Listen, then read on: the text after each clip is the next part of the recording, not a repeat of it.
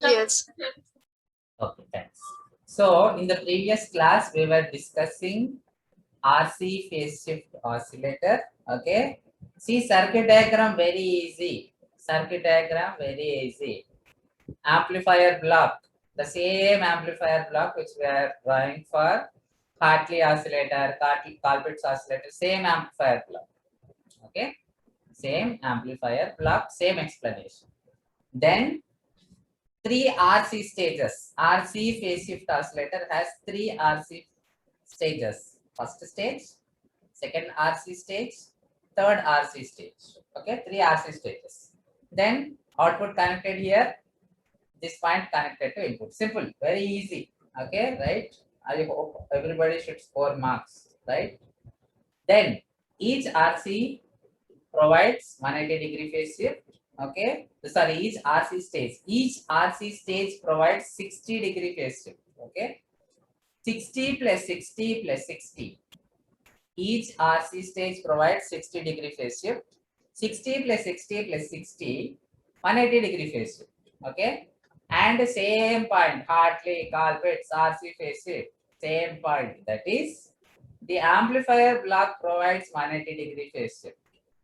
So 180 degrees, 60 plus 60 plus 60, 180. Okay, so 180 plus 180 gives 360 degrees, and that is how the condition for one condition for oscillations is satisfied, and the other condition is mod A beta equal to 1.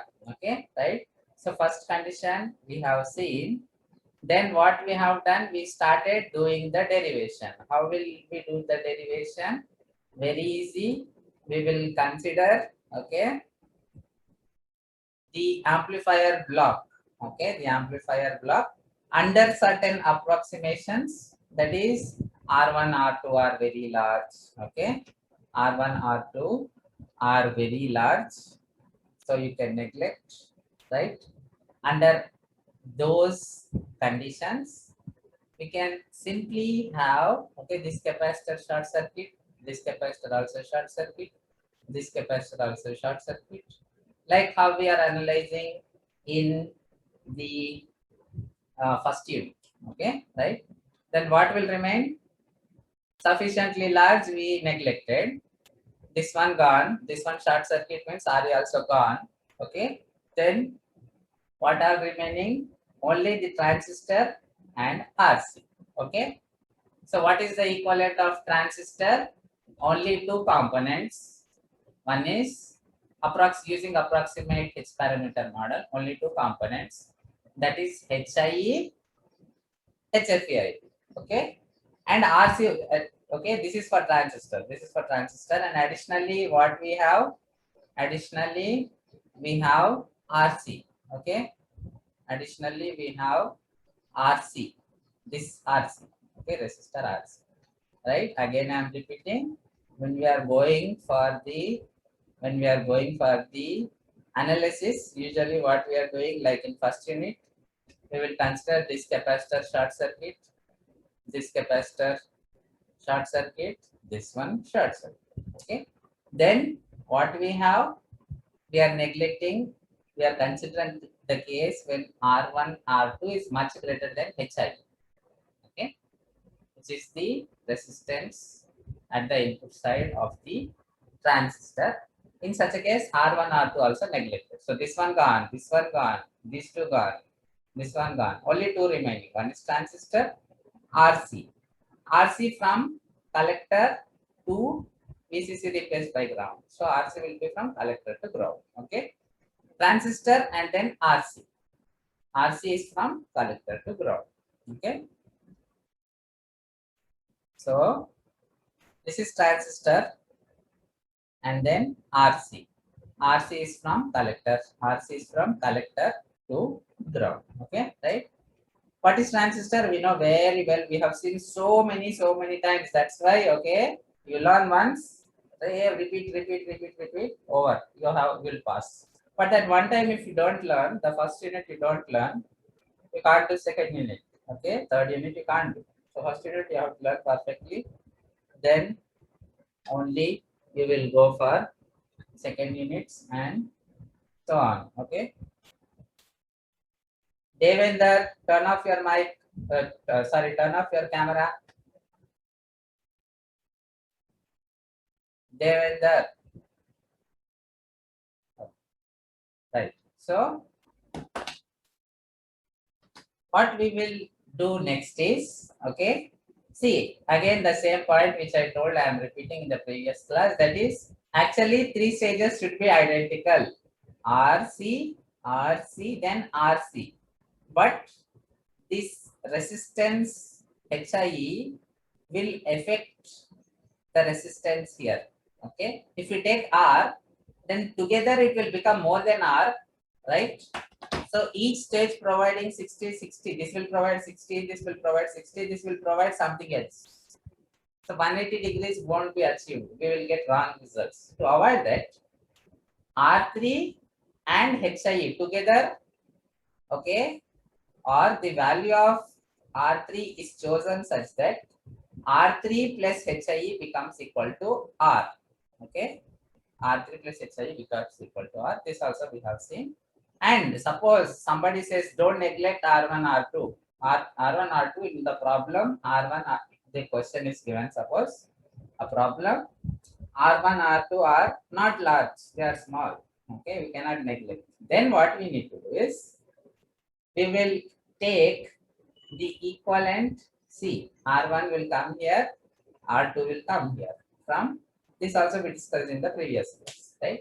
Then what we need to do, we need to consider R1, R2, HIE in parallel, because R1 will come here, R2 will come here if we don't neglect, okay, for the AC equivalent, right? Then we have to consider the parallel equivalent of the 3 resistors, R1, R2, HIE, okay? That we will call it as R1 dash, okay? That we will call it as, okay, Ri dash, okay? That we will call it as Ri dash, right? Then what will happen is, see now, if you don't neglect R1, R2, the resistance here will be R1, R2, HIE. Now this resistance, the resistance combination of the 3 components plus R plus R3 should be R. Okay, right? So when we don't neglect R1, R2, this value will be slightly modified. Okay, so that this R3 plus the parallel combination of R1, R2, HIE will become equal to R. Okay, R3 plus parallel combination of R1, R2, HIE should become equal to R. Okay, right? In simple words, the equivalent resistance here means this one plus whatever we have here should be equal to R. Okay, then only the condition 60, 60, 60. Okay, 180-degree phase shift in the feedback. 180 plus amplifier, no problem. Okay, 180. 360 degrees will be satisfied. Okay, right. Then what we are doing, we are considering using source transformation. We are replacing this current source in resistance with voltage source in series. Okay, then we have CR, CR, C together, this one plus this one R. So CR, CR, CR. Okay, source transformation, then CR, CR, CR. This also we discussed in the previous class. Then what we do, we write 3 equations, 3 KVL equations. Okay, so we will have 3 equations, 3 unknowns. What are the 3 unknowns? I1, I2, I3. According to mathematics, 3 equations, 3 unknowns we can solve. Okay, right? And to do that, there is a Cramer's rule. There is a method called Cramer's rule. I hope all of you studied mathematics and all of you are familiar with the Cramer's rule. Okay, right? So if you forget also, you go to YouTube, search Cramer's rule. Somewhere in maths lectures you will find. Okay, right? Anyway, a quick outline I will give you here. Okay, a quick outline of the Cramer's rule we will discuss. Okay. So what we are doing here, we are, once we get this circuit, how are we getting the current source and the resistance in parallel? We are doing source transformation. How we do source transformation also I explained in the previous class. Resistance value will be same, RC same. Okay. Then voltage source will be current source multiplied by resistance. Okay. Because arrow downward, we will take minus here. Current source is HFE-IB. So HFE-IB into RC. HFE-IB into RC. Arrow downward. So negative terminal here, positive terminal. Very easy source transformation. Then CR as it is. Okay. Then 3, okay, loops. So 3 KVL equations. And what the equation contains?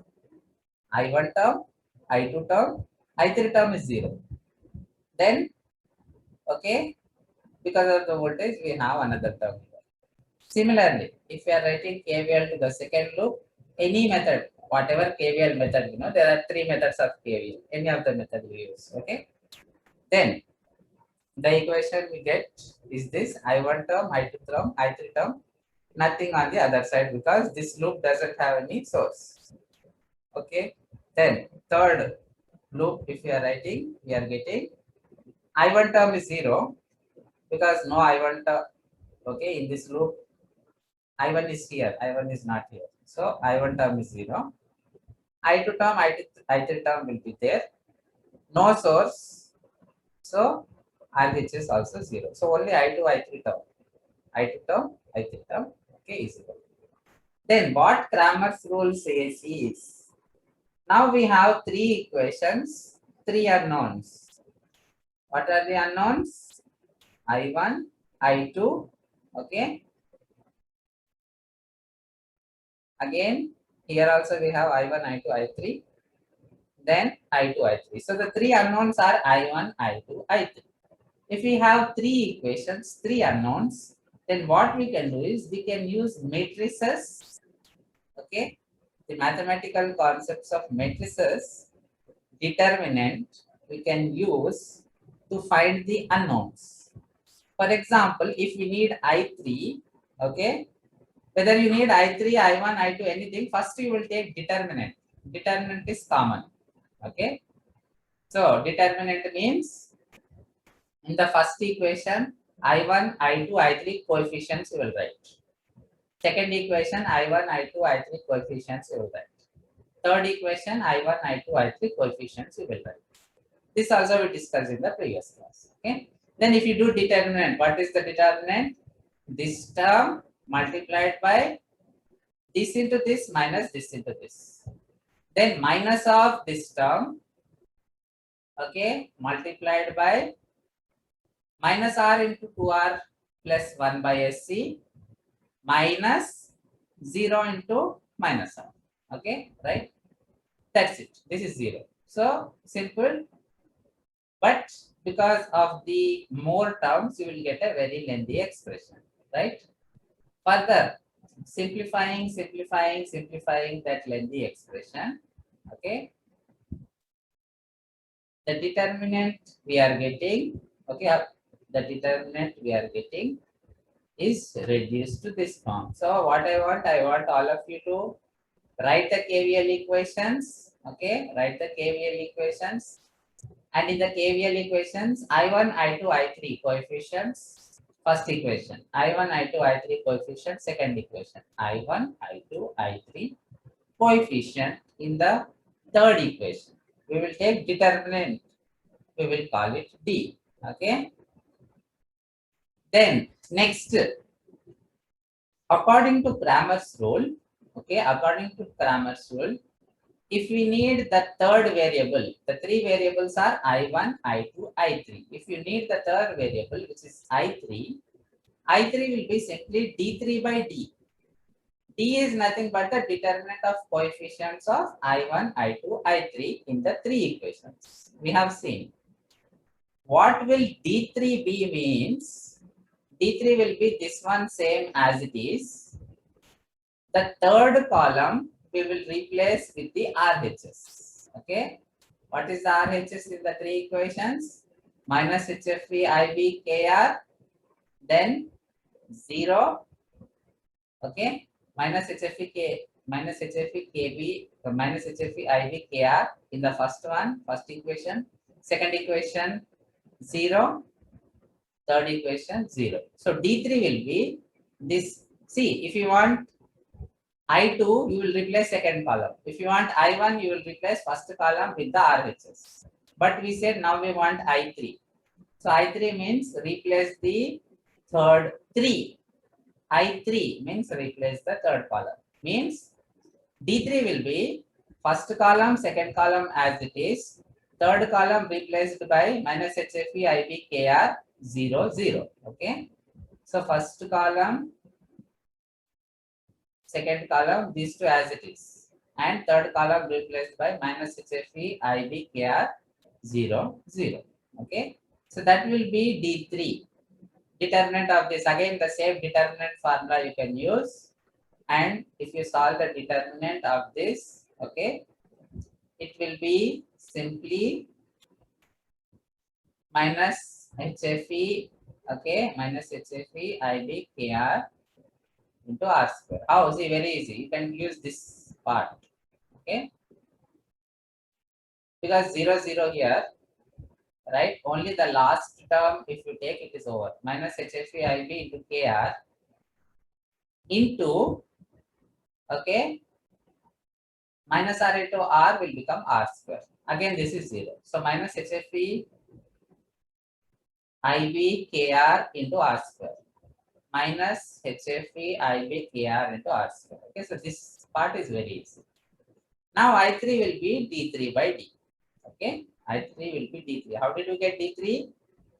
The same coefficient determinant. In the coefficient determinant, we are replacing the third column with RHS. That is D3. Determinant of that is D3. Determinant of only the coefficients of I1, I2, I3 in the three equations is D. Okay, right? So this determinant by D gives I3. Okay, gives I3, right? So this determinant by D gives I3. D3 is this. D earlier whatever we got, D3 by D, we are getting this. Okay, right? Now suppose we want I2. What will be the answer? Anybody answer?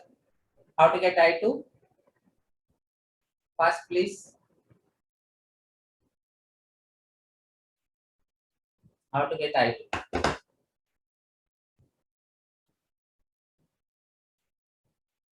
Students, how to get I2? I3 is D3 by D. I2 will be what? First. Easy, very easy question. Just a guess. Okay. Guess. D2 by D2 by? D2 by D. Very good. Correct answer. How to get D2? By D.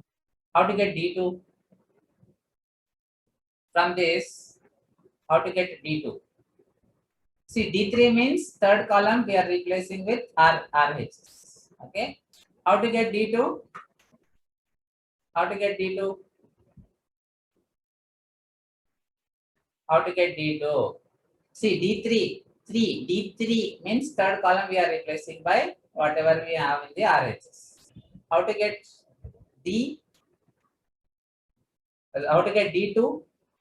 D3 means third column we are replacing. D2, what we should do? Which column we should replace? According to Cramer's rule. This is my Second column. very good. Okay. Second column we will replace. Anyway, we don't need that here. Just for better understanding, I am explaining. Okay. So right. So now we got I3. What is I3? I3 is the feedback. Okay, output of the feedback, right? Output current of the feedback network. Okay, see here. I3 is this. I3 is the output current of the feedback network. See what we have here. What we have here. We have the amplifier block. We have the amplifier block. This is the feedback network. So the input to the feedback network is here, output to the feedback network is here. Okay, means I3 is the output of the feedback network. Okay, output current of the feedback network, right? Then what is the input? Amplifier block means only this much. Okay, amplifier block means only this much. What is the input of the input current of the amplifier block? IB. Okay, what is the input current of the amplifier block? IB. Okay, so here we have the input of the amplifier block as IB. Okay, input of the amplifier block as IB. Then what is the output of the amplifier block? Okay, let us see what is the output of the amplifier block. Here, the output, because we are taking in terms of current I3, current, here also we will take in terms of current. So the output current of the amplifier block will be this one. Okay, because this is the amplifier block. Okay, this is the amplifier block, and then the current associated with that block is at the output side is HFPI. So output current of the amplifier block will be HFPI. Okay. So we have seen what is input to the amplifier IB, output current of the amplifier block HFPIB, then feedback block current also is okay. So input of the amplifier block IB, right? Output of the amplifier block, okay. Here what happens is the output of the amplifier block, okay. The output of the amplifier block acts as input to the feedback block, okay, right? The output of the amplifier block. So what is the current associated with this HFI? So this is the output current of the amplifier block. Now that acts as the input to the feedback, okay, right, network. So what happens is the output of the amplifier block, which is HFE-IB, the output of the amplifier block, which is HFE-IB, now that will be the input current of the feedback network. Okay, that will be the input current of the feedback network. So this one we can say input current of the feedback network or output current of the amplifier block. Okay, right? So next we have beta. Beta is nothing but associated with the feedback network. Output of feedback network by input of feedback network. Okay, beta is simply feedback network. Output of feedback by input of feedback is beta. A is associated with the amplifier, means output of amplifier by input of amplifier is A. Okay, very easy. Beta feedback network means output of feedback network by input of feedback network. A associated with the amplifier block means output of amplifier block by input of amplifier block. Okay. So now let us see what is output of feedback network. I3. Okay. Output of feedback network. Just now we discussed it is I3. So I3 here. Input to feedback network. Input to feedback network HFEIB. Okay. So HFEIB. Then also I told you the output of the amplifier acts as input to the feedback. Means HFEIB is also the output of the amplifier block. Okay, just now I told you the output of amplifier block acts as the input to the feedback block. Means HFEIB is the output of the amplifier block. So output of amplifier block is HFEIB. Okay. Then input to the amplifier block is, okay, input to the amplifier block is, here we can see input to the amplifier block is IB. So IB, right? Now here IB will cancel. The current gain of the amplifier block will be simply HF. Okay, the current gain of the amplifier block will be simply HF. Now, why we are doing all this? Because A into beta we will consider equal to 1. Okay, right? Okay. Hartley oscillator, LC oscillator, RC phase shift, any oscillator, ultimate aim is take A beta equal to 1 and simplify. Okay. So A we got HF, right? A beta equal to 1. A we got HF. Beta we got this one. I3 by HFE IB. Okay. So we now have to now consider A beta. But I3 we got, why did we do all this Cramer's rule, etc. to get I3? Okay. Right? Why? Because that I3 is the I3 gives the expression for the feedback gain of the feedback network beta. Okay, right? So what we have here, okay? So what we have here, we have this, okay? A, we have beta, now we have to consider A beta, okay, right? So A beta will be A multiplied by beta, simply A is HFE. So HFE multiplied by beta. Beta is I3, okay? Beta is I3 by HFE IB. So HFE multiplied with I3 by HFE IB. Okay. Again HFE will cancel. Simply it will be I3 by IB. I3 we got. Fortunately I3 is in terms of IB. So I3 by IB will be this entire term. Okay. The I3 by IB we want will be this entire term without IB. Okay. So that entire term without I, right?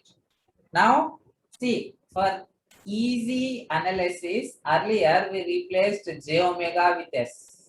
Okay, for easy analysis, in the previous class, I told you we replaced j omega with s. Okay, see here, replace j omega by s, and we simplify. Now, what we will do is we will write back in place of that s j omega. Okay, in place of that s, we will write back j omega. So here j omega, j omega, j omega, j omega in place of s. Okay, and then however you do, it's up to you. Okay, separate real part and imaginary part. Okay, how you will do, it's up to you. Separate real part and imaginary part. That will be the next task. A beta we got, multiplying this, okay, I3 by IB. I3 was already in terms of IB. Okay, so I3 by IB will be this entire term without IB. Okay, because IB will cancel. So A beta we got, in that S we are putting back j omega. Okay, and we are simplifying. How much we must simplify means until you are able to separate the real term and imaginary term, you are only doing the simplification. Okay. Here. Okay, here the real part, imaginary part separated, but in the denominator. Okay. So first, imaginary part equated to 0 we have to do. Okay. But before doing that, here if we observe this expression, what we have? Omega RC. Okay, 1 by omega RC cube. Omega RC. Again, denominator omega RC square. Again, denominator omega RC whole square. Okay. So this 1 by omega RC, 1 by omega RC, 1 by omega RC, 1 by omega RC, 1 by omega RC, repeating so many times. Okay. So for easy simplification, right, to reduce the size of your equations, what we will do, let us take the 1 by omega RC, some variable alpha. Okay. Then in place of omega RC, we will simply write alpha. Okay, right? So this will be alpha cube. 4k into alpha minus 4k into alpha. Okay, minus 6 alpha. Likewise here, 3k plus 1 minus 5 alpha square minus k alpha square. Okay, so what we are doing, 1 by omega RC, we are writing alpha, and now we are representing this in terms of alpha. Very easy step. Okay, then we will do imaginary part equal to 0. What is the imaginary part here? Okay, imaginary part equal to 0 means this one equal to 0. Okay, here we can take alpha common, right? Alpha, alpha, alpha. Alpha is common. So taking alpha common, we are having this one. Okay. Now alpha cannot be 0 because some frequency it is generating. So oscillator means otherwise it is not an oscillator. Okay. R is also non-zero, C is non-zero. So alpha is non-zero. Alpha is non-zero means the other term has to be 0. Okay. So alpha square minus simple school maths, nothing else we are doing. Okay. Whatever you did in school, right? That only from here onwards. So I told alpha is not 0 means alpha square minus 4k minus 6 should be 0. Alpha square minus 4k minus 6 equal to 0 means alpha square is equal to 4k plus 6. Okay. Alpha square is equal to 4k plus 6. So alpha will be square root of 4k plus 6. What is alpha? 1 by omega RC. Right? So 1 by omega RC is equal to square root of 4k plus 6. Omega will be cross multiply omega here, square root of 4k plus 6 here. Simple maths, full maths. Okay. So omega will be 1 by RC into 4k plus 6. 1 by RC into 4k plus 6. Okay. F is equal to 2 pi omega. Omega is equals to, omega is equal to 2 pi f. We know omega is equal to 2 pi f. So 2 pi f is equal to 1 by RC into square root of 4k plus 6. 2 pi f is equal to this. So f will be 1 by 2 pi into this. So f is equal to 1 by 2 pi RC root 4k plus 6. See again the same, omega is equal to 2 pi f. RC phase shift oscillator we are doing, RT also we did, Colpitts also we did. Okay. So similar steps, right? You have to compare and study, it becomes very easy. Now, imaginary part we equated to 0, right? Then we got alpha square is equals to 4k plus 6 or alpha is equals to 4k plus 6. Now what we will do is this alpha value we will substitute here. Okay. So when we substitute this alpha value means already imaginary part equal to 0 we took and we got. So this term gone. Okay. Whatever alpha we got, which is square root of 4k plus 6, now we will substitute back in a beta. So this term, imaginary term is 0 we did and we got this alpha. Now when you substitute back, anyway you will get this 0. So a beta will be k into HFE by this real part. Okay. A beta will be k into HFE by real part, right? And in the real part, we will substitute alpha square. We only have alpha square. What is alpha square? 4k plus 6. So alpha square we will write 4k plus 6. What will a beta be? K into HFE by 3k plus 1. Okay. K into HFE by 3k plus 1. And then alpha square if we take common. Minus of 5 plus k. Minus of 5 plus k into alpha square. Okay. Minus of 5 plus k into alpha square. Alpha square is 4k plus 1. So minus of 5 plus k into 4k plus 6. Minus of 5 plus k into 4k plus 6. Okay. Now simplify. Multiply the k, school mathematics. Two terms multiply. Wherever case add, simplify. So a beta we are getting this one. Okay. Right. Now, what is the case? A beta equal to 1. The same Hartley, Colpitts, RC phase shift, same condition. A beta equal to 1. Okay. So considering magnitude of a beta equal to 1. Okay. considering magnitude of A beta equal to 1. Magnitude equal to 1. Magnitude, see, denominator all negative. So magnitude means all will become positive. So KHFE, denominator all positive. Because we are taking magnitude. Magnitude means negative or positive, we will consider only positive. Okay. So now cross multiply this. Taking all positive, cross multiply. K into HFE will be 4k square plus 23k plus 29. K into HFE is equals to 4k square plus 23 plus 29. HFE will be divide both sides with k. Okay, HFE will be 4k plus 23 plus 29 by k. Okay, right? So we got HFE, we got frequency, then condition for sustained oscillations is this one. HFE should be 4k plus 23 plus 29 by k. Now, how to get the minimum value? Mathematics you studied maxima, minima. Okay, differentiate and equate it to 0. You will get some k value. Again, double differentiate and equate it to 0. If you get positive, then it is the minimum value.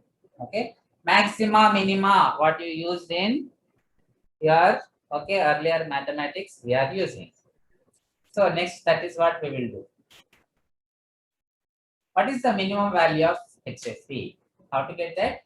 Differentiate HFE with respect to k, because HFE is only function of k. So differentiate with respect to k and equate it to 0. Okay. So differentiating 4k becomes 4. This is constant. Differentiation of constant is 0. That is why it is not there. Differentiation of 1 by k minus 1 by k square. So 29 as it is minus 1 by k square is equal to 0. So k we are getting square root of 29 by 4, which is this value. Means, now again if you double differentiate this, once you differentiate you are getting. If you double differentiate, you will get positive. Okay. K value is also positive. So the double differentiation will become positive, means this is associated with the minimum value of HF. Okay, right? So now this K, if you substitute in the HFE expression, that will give you the minimum HFE. So the K, whatever we got now, if we substitute here, we will get the minimum HFE. The K we are substituting in the equation, right?